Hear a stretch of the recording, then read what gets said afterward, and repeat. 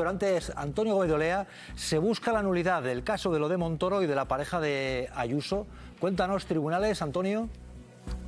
Sí, adelante. Sí, eso es. Equipo Económico, el despacho vinculado al exministro Montoro, ya ha pedido ante la Audiencia Provincial de Tarragona la nulidad de la causa. Dicen por una clara indefensión al haberse mantenido la causa bajo secreto de sumario durante un periodo de 7 años y no haberse podido oponer ante las diferentes diligencias de instrucción que se han ido practicando. Y por otro lado, González Amador, según confirman fuentes jurídicas, también podría plantear la nulidad de la causa por el mismo sentido, una falta de defensa, una clara indefensión al haberse filtrado el correo en el que planteaba un posible pacto con el Ministerio Fiscal y además el reconocimiento de los 2 delitos fiscales. Cuéntanos, caso Montoro, que luego te voy a preguntar por más, pero primero el caso Montoro se está diciendo aquí, primero hay que probarlo, decía Julio César, y luego hay un calendario judicial que ¿dónde está? Ernesto. Vamos a ver, el proceso de instrucción judicial efectivamente es un proceso de investigación. El señor Santos Cerdán está en la cárcel sin que se hubiera probado nada.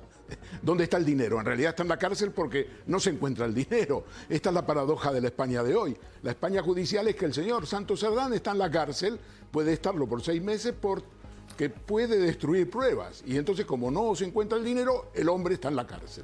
Pero bueno, vamos a ver. En el tema de Montoro, que pregunta Jesús, sí. el juez Rus, volvía hoy de vacaciones, aclaró que durante el mes de agosto no iba a adoptar ninguna decisión en materia de instrucción y tiene pendientes la más elemental de todas, que es llamar a declarar a todos los imputados. Estamos hablando de más de 40 imputados y por lo tanto, si mal no recuerdo, y por lo tanto, o 28, bueno, no me toméis al pie de la letra.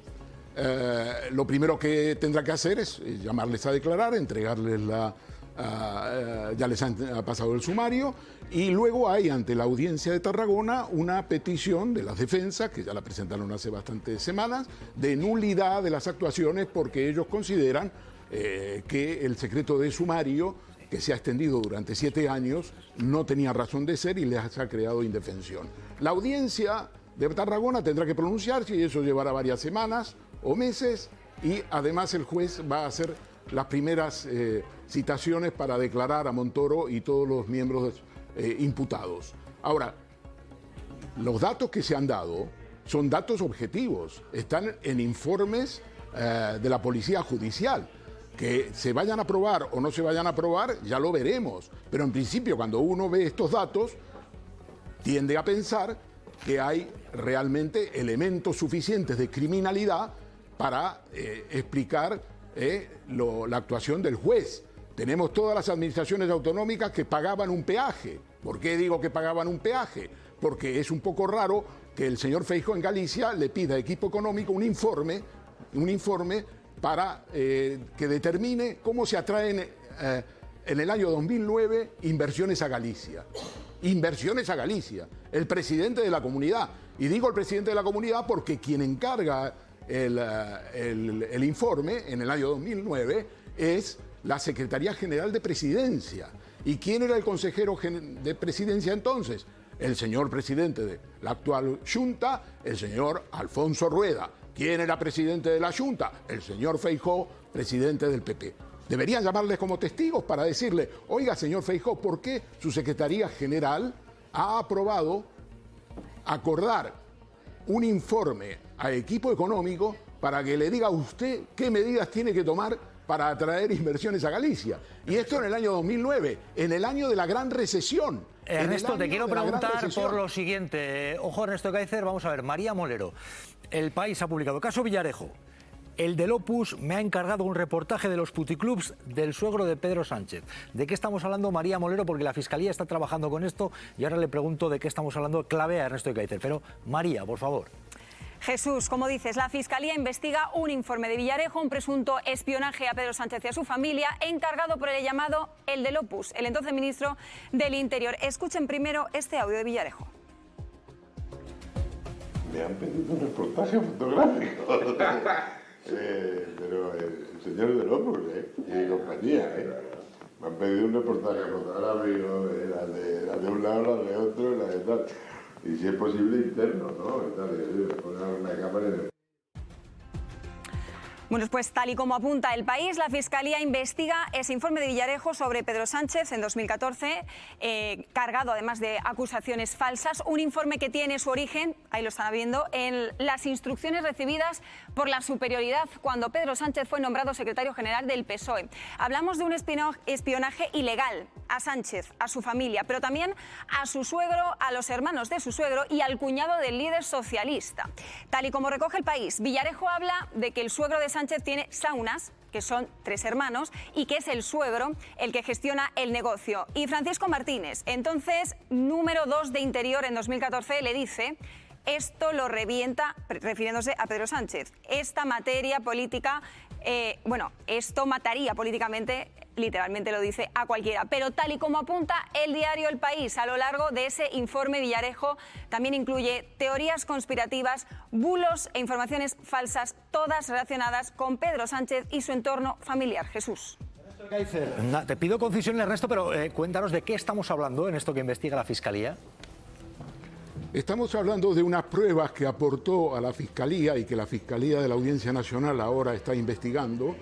Una serie de pruebas que aportó un empresario, Pérez Dolcet, que también fue víctima de determinados informes de Villarejo y que se ha dedicado una parte de su actividad económica a buscar datos que comprometan los compromisos de Villarejo con el gobierno del Partido Popular. Esto lo está investigando la Fiscalía. Esto es una iniciativa que surge en el 22 de agosto del 2014, en una reunión de despacho que tiene Villarejo con el número 2 de Interior, el señor Francisco Martínez, donde 2 semanas después de elegido Pedro Sánchez, en julio del 2014, como secretario general del Partido Socialista, deciden ir a por él. Javier Aroca, Rocío Esteban, una valoración sobre esto. Bueno, sobre esto último, algo que me sorprende muchísimo, ¿no? ¿Qué sabía o qué quería saber o qué querían saber los dueños, digo dueños, porque había dinero de por medio, de la Policía Patriótica, como para investigar a un recién elegido secretario general de un partido político democrático español del que ni se sospechaba, creo yo, salvo que tuvieran ellos algún dato, que iba a ser presidente del gobierno? Este tipo de conductas son conductas, lo voy a decir abiertamente, conductas absolutamente fascistas.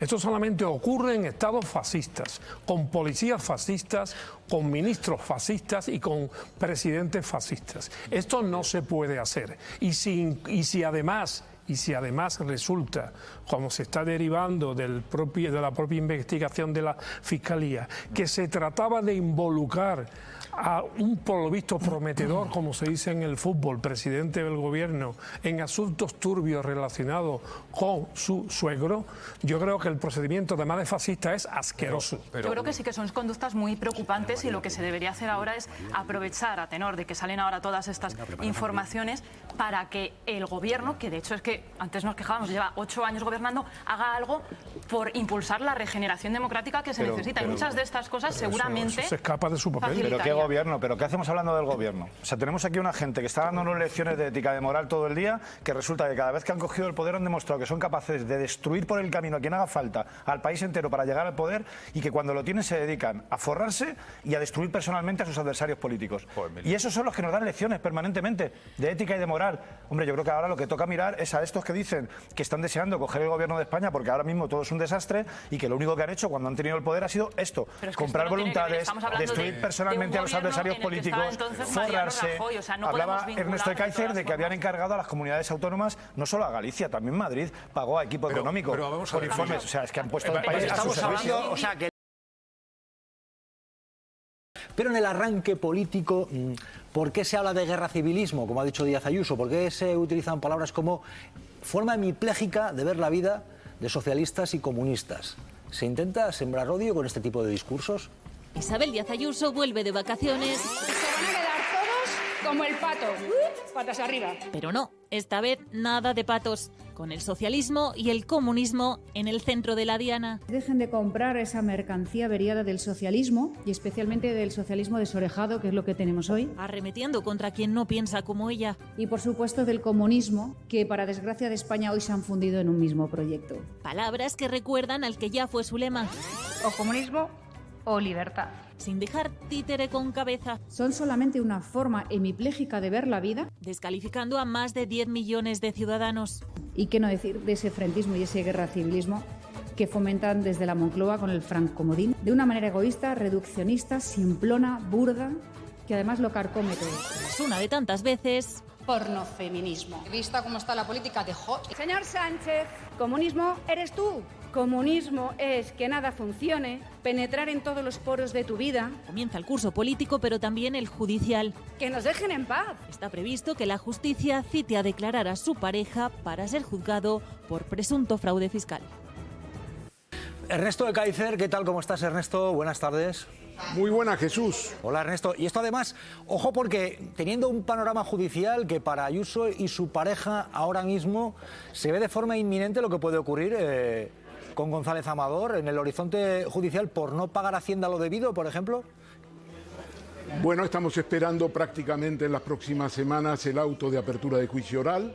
Es el auto por el cual se decretará el juicio oral contra González Amador por 2 delitos fiscales y falsedad de facturas, por crear una trama de facturas falsas, ficticias, y eso va a ocurrir en las próximas semanas. Una vez que se fije el juicio, la apertura del juicio oral, se le pasará a la defensa el plazo para que alegue lo que tenga que decir, y se fijará en la Audiencia de Madrid fecha para el juicio, que yo creo que tendrá lugar a primeros del año 2026. Yo no sé, Julio César, yo no sé, Ernesto, si la clave de ese discurso cargado de hipérboles y de descalificaciones por parte de Ayuso, la de hemiplegia para hablar de comunistas, socialistas, ¿va relacionada con el horizonte judicial que le puede preocupar o no? Julio César, Ernesto. Julio. Yo no tengo esa sensación. A ver, cabe la posibilidad, yo no estoy en la cabeza de la presidenta de la Comunidad de Madrid, y vuelvo otra vez a insistir en la idea inicial.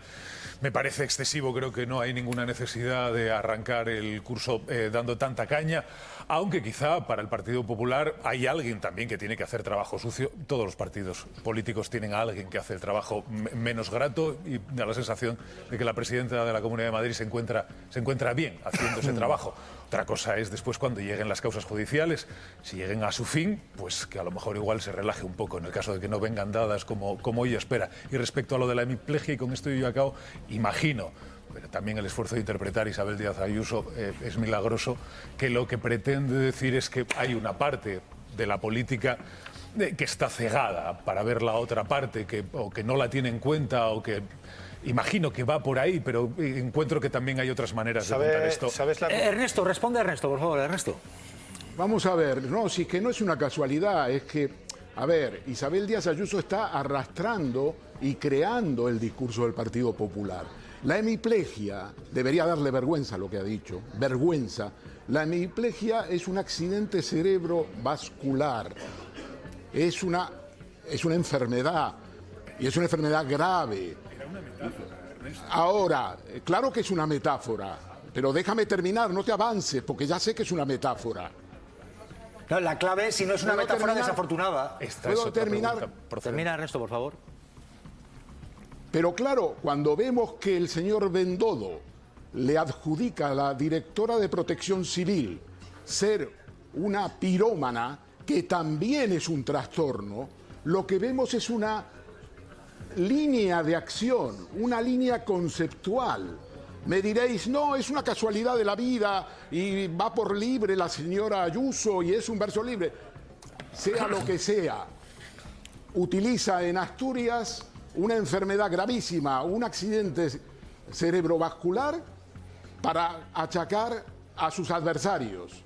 Y en el medio de la tarea de apagar incendios, el señor Bendodo y el PP ataca a la directora de Protección Civil llamando pirómana.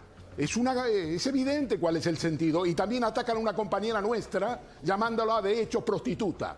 Es una línea de acción. Si no lo queréis ver, si tenéis los ojos vendados, seguid con los ojos vendados. Es muy cómodo. Pero, estás hablando por puntualizar, estás hablando de Sara Santaolalla y lo que dijo Jaime de los Santos. Jaime de los Santos hizo una asociación, como la hizo Bendodo, como la ha hecho Isabel Díaz Ayuso, y trata a nuestra compañera Sara Santaolalla, como una prostituta de Sánchez. Pero, discúlpame, Ernesto, me esfuerzo en seguir el razonamiento, pero no acabo de entenderlo. Por una parte, hablas Te lo explico. Bueno, déjame que te diga dónde. Yo planteo, si queréis, otra. Introduzco también Jesús. un matiz, me parece. Vale. ¿Se está llevando el discurso más a la parte de Vox por competir con ese tipo de voto, más a la extrema derecha? Es una pregunta, Emilio. Julio. Mira, el discurso del Partido Popular en general de Madrid, particularmente de Ayuso, es un discurso que le compran a la extrema derecha norteamericana, especialmente a la de Florida. Hay relaciones históricas. Si uno ve, hace un año y medio, Ayuso decía en el Daily Telegraph que quería hacer de Madrid una nueva Florida, una nueva Miami. ¿Cómo es el modelo de Miami? Es un modelo en el que no existen los impuestos prácticamente, no hay un impuesto sobre la renta, los impuestos directos prácticamente no existen y los compensan con los indirectos, que es muy injusto, pero es una política que atrae a fuertes inversiones, a nuevos residentes con un alto poder adquisitivo que se implantan allí, que hacen que suba la burbuja inmobiliaria y expulsan hacia la periferia a la gente, y que una vez están expulsados a la periferia pasan dos cosas. Te lo digo porque a ver si le encuentras algún paralelismo con Madrid. Pasan dos cosas. Que hay una diferencia brutal en salarios en Miami y en Florida, el 5% más rico gana 50 veces más que el 5% más pobre. Y segundo, que hay una diferencia en cuanto a acceso a servicios. Tú tienes hospitales buenísimos en Florida, pero si dependes de la sanidad pública estás muerto. Y este discurso anticomunista es el mismo discurso que se gasta la extrema derecha en Florida y en Miami. Es un discurso importado y toda la estrategia de Ayuso es esa, encender a la gente para que no hables de lo que tiene que hablar, que es por qué Madrid, siendo la comunidad más rica de España, tiene un déficit en servicios públicos apabullante, ¿no? Y porque hay unos niveles de desigualdad que es muy difícil de entender con el nivel de ingresos que tiene Madrid. Un debate que yo llevo un paso más allá, voy enseguida contigo, Julio, a partir de esta declaración, porque el curso político que arranca terminará en elecciones. En el gobierno dicen que no, que Sánchez va a agotar la legislatura. En el PP dicen tiene que irse ya porque está caduco, incluso que huele a rancio, han llegado a decir desde la derecha. Óscar Puente esta mañana en esta casa ha dicho que ve a Sánchez aguantando, que le ve bien, incluso estas y más. Decía Óscar Puente. Yo al presidente le veo bien, hay asuntos pendientes que mejorar y creo que la izquierda, el Partido Socialista desde luego es un actor fundamental, la izquierda es la que tiene que poner solución a esos problemas. Creo que si eso se hace, estamos en condiciones de volver a repetir un buen resultado electoral y poder seguir gobernando. Julio César. Que el Partido Socialista tiene que poner solución a los problemas, sí, estamos de acuerdo. Lleva 7 años en el gobierno, sería deseable que lo hiciera donde pueda, porque en algunos casos no es sencillo. Respecto a si lo ve bien, bueno, está bien, debe ser amigo o algo. Uno no tiene la sensación de que el presidente del gobierno se encuentre muy bien, físicamente por lo menos, no sé de estado de ánimo, no lo sé, pero bueno, seguramente razones también tendrá para no encontrarse del todo bien. Y el agobio y la presión no son normales las que está sufriendo este presidente de gobierno y sería estúpido no reconocer que esto no es normal. Dices que no lo ves bien físicamente. Yo lo encuentro mucho más delgado, tú no. Bueno, pero estar delgado, yo no sé si sabes algo más de por él. No, yo no. Esté delgado, no estoy insinuando nada. Se ha dicho que no lo ves bien porque físicamente no lo ves bien. Físicamente, pero y que de estado de ánimo yo no lo sé porque no tengo trato con el presidente del gobierno. Incluso a veces es bueno estar mal, porque no sé por qué está más delgado. Javier. No, yo prescindo de lo que acaba de decir. Es bueno hacer deporte, estar un poco más delgado, creo yo. Quiero decir que yo prescindo de lo que acaba de decir Julio César. Yo me refiero a lo que suele decir la derecha. La derecha está más preocupada de los aspectos estéticos y físicos del señor presidente del gobierno que no que lo que dice. Porque cuando esboza cualquier discurso no hay algo que lo rebata. En todo caso, una solución, pues por ejemplo, imaginativa. Si es de la extrema derecha, bombardear un barco de negreros, y si es de la derecha extrema, pues consiste en poner unos brazaletes que ni la inteligencia jurídica ni penitenciaria de este país comprende. Pero sin embargo, efectivamente, Pedro Sánchez está más delgado, tiene peor cara, incluso ya no está tan guapo como antes. El que está guapo ahora mismo es Feijóo, que se ha operado y está guapísimo. Sí. Entonces, claro, si la política en España la circunscribimos a quién es más guapo, a quién tiene mejor aspecto o a quién tiene mejor color, claro, lo que pasa es que está el ministro de Transportes. Todos los que habéis estado ya de veraneo. ¿Habéis estado? Sí, ¿Estás refiriéndote a mí? Habéis estado de veraneo. ¿Estás refiriéndote como se decía en mi época, que no se había inventado todavía otras palabras más modernas, pues estáis muy morenos. Y los que todavía no hemos ido de veraneo, estamos lechosos. ¿Y eso qué significa? ¿Que los lechosos no tenemos sitio en esta tertulia? Pues sí, la tenemos. Tenemos cosas que decir, aunque no nos hayamos ido de veraneo, aunque no seamos guapos, aunque no midamos 1,90 y hablemos idioma, aunque estemos un poco más delgados. Incluso estemos más delgados, tengamos barriguita. Lo físico no importa, por favor, que la derecha esboce alguna vez un discurso que quiera decir algo. Pero estamos